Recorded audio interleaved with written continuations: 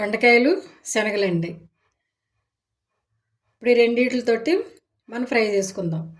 ఎలా అంటే మంచి క్రంచీగా బాగుంటుంది. ఈ శనగలు రాత్రి నానబెట్టుకున్నాను. కొంచెం ఒక చిన్న గ్లాస్ అండి రాత్రి నానబెట్టుకున్నాను. ఇవి ఇప్పుడు నానిపోయినాయి కదా, ఇవి కొంచెం స్మాల్గా ఒక 5 నిమిషాలు స్టవ్ మీద ఉడికించుకోవాలి. ఓకేనండి. 2-3 సార్లు కడుక్కొని ఉడికించుకోవాలి. తర్వాత దొండకాయలు కూడా కడుక్కొని సన్నగా కట్ చేసుకోవాలి. ఈ దొండకాయలు మాపోదియే. ఓకేనండి. దొండకాయలు లో బీపీ ఉన్నవాళ్ళు తినకూడదు అంటారు డాక్టర్స్. హై బీపీ ఉన్నవాళ్ళు పర్వాలేదు, బాగానే తినేయచ్చు. శనగల్లో అయితే మంచి రిచ్ ప్రోటీన్ అండి. ఓకేనండి. ఇప్పుడు ఈ 2 కాంబినేషన్ల మీద ఫ్రై చేసుకుందాం. దొండకాయలు కట్ చేసుకున్నాను. దాంట్లోకి ఉల్లిపాయలు కూడా పచ్చిమిరపకాయలు కూడా కట్ చేసుకున్నాను. ఇప్పుడు దొండకాయలు బాగా క్రంచీగా రావాలి కదా, కొంచెం ఆయిల్ ఎక్కువ వేసుకుని క్రంచీగా వేయించుకోవాలి. ఓకేనండి. చాలా టేస్ట్గా ఉంటుంది. ఇది పెరుగన్నానికి కానీ పప్పులోకి రసంలోకి ఎందులోకైనా బాగుంటుంది ఫ్రై. స్టవ్ వెలిగించిన కళాయి పెట్టుకున్నాం. కళాయి వేడవ్వాలి. ఆయిల్ పోసుకుందాం. కొంచెం ఆయిల్ పడుతుందండి, దొండకాయలు బాగా వేగాలి కదా, ఆయిల్ పడుతుంది, సరిపోతుంది.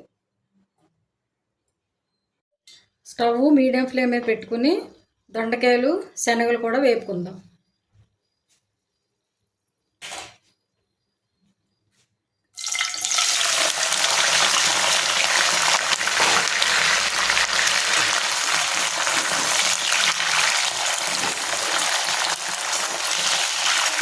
మూత పెట్టుకోకుండా వేపుకోవాలి. మూత పెడితే ఇవి మెత్తగా వచ్చేస్తాయి.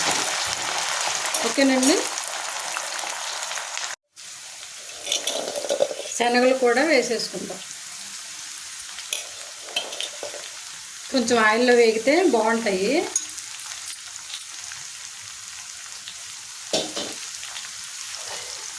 ఇవి బాగా వేపించుకోవాలి.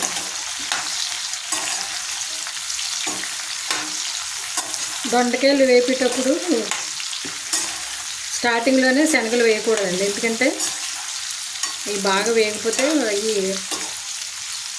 కరకరలాడుతాయి. దొండకాయలతో పాటు దొండకాయలు సగం వేగిన తర్వాత వేసుకుంటే చక్కగా ఉంటాయి. ఓకేనండి. ఇవి ఇలాగా 10 నిమిషాలు వేయించుకుందాం. 10 నిమిషాలకి ఇలా వేగినాయి కదా, ఇప్పుడు ఇవన్నీ తీసేసి స్టవ్ కట్టేసుకుని ఇవి కొద్దిగా చల్లార్చుకోవాలి. చల్లార్చుకుని మళ్ళీ తాలింపు వేసుకోవాలండి వీటిని. ఓకేనండి.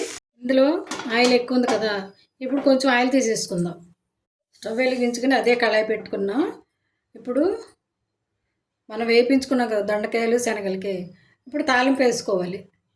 ఆయిల్ కాగింది కదా, ఒక స్పూను ఆవాలు, 1 స్పూన్ జీలకర్ర, ఎండుమిర్చి వేసేసుకుందాం.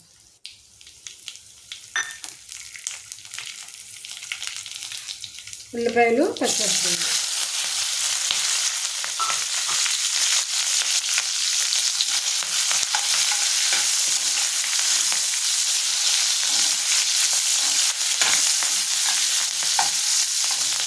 బాగా వేగాలి. కొంచెం కరివేపాకు,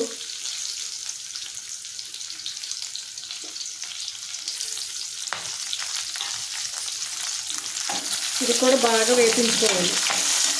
ఒక 2 నిమిషాలు స్టవ్ సిమ్లోనే పెట్టాలి, ఎందుకంటే ఆల్రెడీ దొండకాయలు వేగిపోయినాయి కదండి. దొండకాయలు శనగలు వేగిపోయినాయి కదా, తాలింపు మాడిపోతే దొండకాయ టేస్ట్ మారిపోతుంది, కొంచెం చేదు వచ్చేస్తుంది.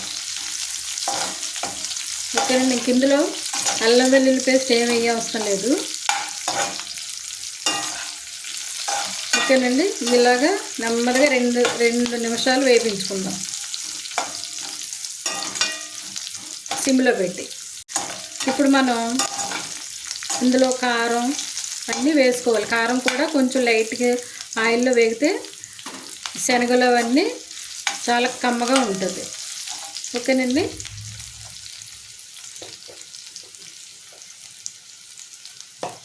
ఒక స్పూన్ కారం, అర స్పూను ఉప్పు, అర స్పూన్ ధనియాల పౌడరు, అర స్పూన్ పసుపు. ఇవి కూడా బాగా వేపుకోవాలి. స్టవ్ మాత్రం సిమ్లోనే ఉంచాలి, ఎందుకంటే మాడిపోతుంది.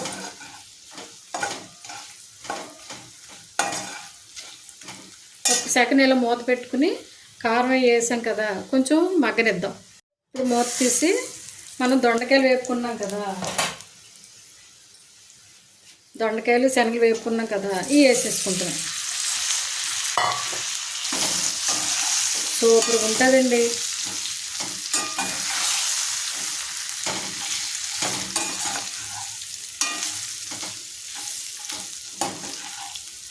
సైడ్ డిష్ కింద ఏ కర్రీకైనా బాగానే ఉంటుంది.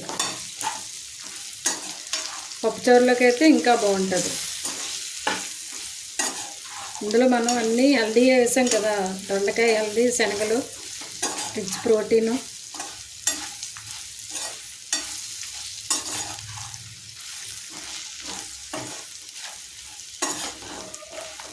ఇలా ఒక్క 10 నిమిషాలు వేపించుకుంటే దొండకాయ శనగలు ఫ్రై రెడీ అండి. దొండకాయ శనగలు ఫ్రై రెడీ అయిపోయిందండి. ఇప్పుడు స్టవ్ ఆఫ్ చేసేసుకుందాం. ఓకేనండి, స్టవ్ ఆఫ్ చేసేసుకున్నాం. దీన్ని కొద్దిసేపు చల్లారనిద్దాం. దొండకాయ శనగలు ఫ్రై చల్లారిపోయింది. మా లంచ్ ఇదండి ఈరోజు. ఓకేనండి, మీరు కూడా ఇలాగ ట్రై చేసుకుని మీకు ఎలా వచ్చిందో కామెంట్లో చెప్పండి. దొండకాయ పచ్చానికి మంచిది, బలం కూడానండి. దొండకాయ చగ్గిందులు అన్నీ వేసాం కదా, మామూలు పచ్చానికి అయితే కనుక శనగలు వేయకోకుండా ఉట్టు దొండకాయ ఫ్రై చేసుకుంటే ఇంకా సూపర్గా ఉంటుంది. కొబ్బరి వేసుకుంటే అదో వెరైటీ. ఇలా ఒకసారి మీరు ట్రై చేసి మీకు ఎలా వచ్చిందో కామెంట్లో చెప్పండి. ఓకేనండి, ఈ వీడియో కనుక మీకు నచ్చితే లైక్ చేయండి, షేర్ చేయండి, సబ్స్క్రైబ్ చేయండి. ఓకేనండి, thank you for watching. Bye.